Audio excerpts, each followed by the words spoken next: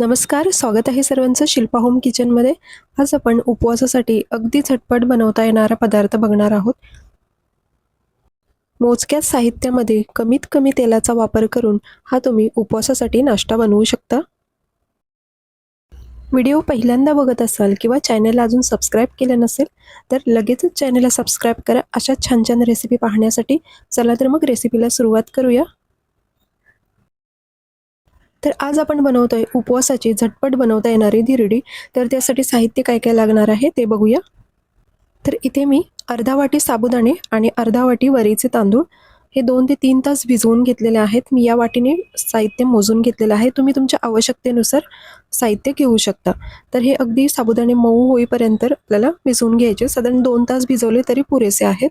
आता यामधलं पाणी काढून टाकायचं आहे आणि हे मिक्सरमध्ये आपल्याला वाटून घ्यायचं आहे। तर हे सगळं साहित्य मी मिक्सरच्या भांड्यामध्ये काढून घेतलं। आता हे सर्व साहित्य वाटताना यामध्येच आपण हिरव्या मिरच्या सुद्धा घालणार आहोत। तर इथे मी साधारण 3 हिरव्या मिरच्या घेतलेल्या आहेत। तिखट तुम्ही तुमच्या आवडीनुसार कमी जास्त करू शकता। त्यानंतर इथे मी वापरलेले आहेत कच्चे बटाटे। तर 2 छोट्या आकाराचे कच्चे बटाटे कट करून घेतले, त्याची सालं काढून घेतली आणि छोटे पीस करून घेतलेत। आता हे सुद्धा आपण यामध्ये टाकून घेऊया आणि अगदी थोडंसं जवळपास पाव वाटी पाणी इतकं ओतून आपल्याला हे बॅटर बनवून घ्यायचं आहे। तर अगदी बारीक असं वाटून घेतलेलं आहे आणि खूप जास्त पाण्याचा वापर करायचा नाही। थोडंसं पाणी घालून आपल्याला हे अगदी बारीक वाटून घ्यायचं आहे। आता हे झालेलं आहे। आता हे एका बाउलमध्ये काढून घेते। आता यामध्येच आपण चवीपुरतं मीठ घालून घेऊया आणि पुन्हा एकदा व्यवस्थित मिसळून घ्यायचं।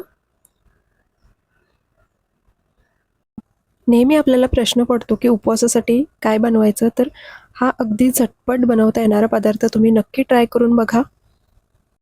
आता हे बॅटर आपलं तयार झालेलं आहे।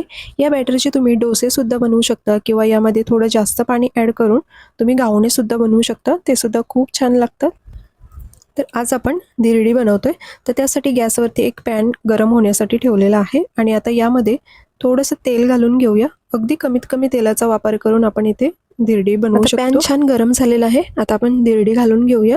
तर धिरडी घालण्याआधी बॅटर अगदी पूर्ण ढवळून घ्यायचं आणि मग साधारण 1 ते 2 पळी बॅटर घेऊन आपण हे पसरवून घ्यायचं। खूप जास्त पसरवायचं नाही, थोडंसं जाडसरच ठेवायचं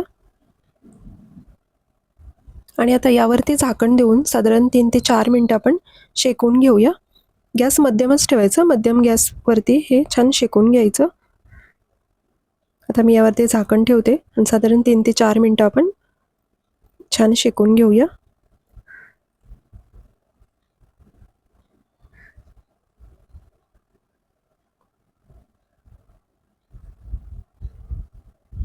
तर साधारण 3 ते 4 मिनिटं झालेले आहेत। आता मी हे दुसऱ्या बाजूने सुद्धा शेकून घेते।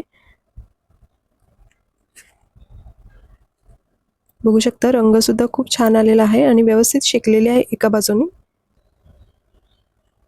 आणि ही झालेली आहे। आता ही प्लेटमध्ये काढून घेते। तर सारख्याच पद्धतीने आपण दुसरी सुद्धा धिरडी बनवून घेऊया। तर दुसऱ्या वेळेला सुद्धा अगदी थोडंसं तेल घालायचं आणि पॅन छान गरम झाला की मग यावरती 1 ते 2 पळी बॅटर छान असं पसरवून घ्यायचं आणि ही धिरडी शेकवताना गॅस खूप जास्त मोठा ठेवायचा नाही, कमी किंवा मध्यम गॅसवरती ही छान शेकून घ्यायची। कारण यामध्ये आपण बटाटा कच्चाच वापरलेला आहे, तर तो शिजण्यासाठी थोडा वेळ लागतो। तर 2 ते 3 मिनिटं एका बाजूने आणि परत एकदा 2 मिनिटं दुसऱ्या बाजूने असं शेकून घ्यायचं। तर आता ही झालेली आहे। आता ही दुसऱ्या बाजूने सुद्धा पलटी करून घेते आणि या एवढ्या बॅटरमध्ये मध्यम आकाराच्या 4 धिरड्या आपल्या तयार होतात। तर ही तयार झालेली आहे। ही सुद्धा काढून घेते प्लेटमध्ये आणि तयार झालेली आहे आपली उपवासाची धिरडी। ही तुम्ही दहीसोबत किंवा शेंगदाण्याच्या तिखट चटणीसोबत, हिरव्या चटणीसोबत खाऊ शकता। खूपच छान लागते, नक्की ट्राय करून बघा। आणि अगदी मऊ अशा या धिरड्या आपल्या तयार झालेल्या आहेत। तर आजची व्हिडिओ तुम्हाला कशी वाटली हे कमेंट्समध्ये नक्की सांगा। व्हिडिओ आवडली तर व्हिडिओला एक लाईक नक्की करा। व्हिडिओ शेवटपर्यंत बघितल्याबद्दल खूप खूप धन्यवाद। पुन्हा भेटू अशाच एका नवीन रेसिपीसोबत। थँक्यू।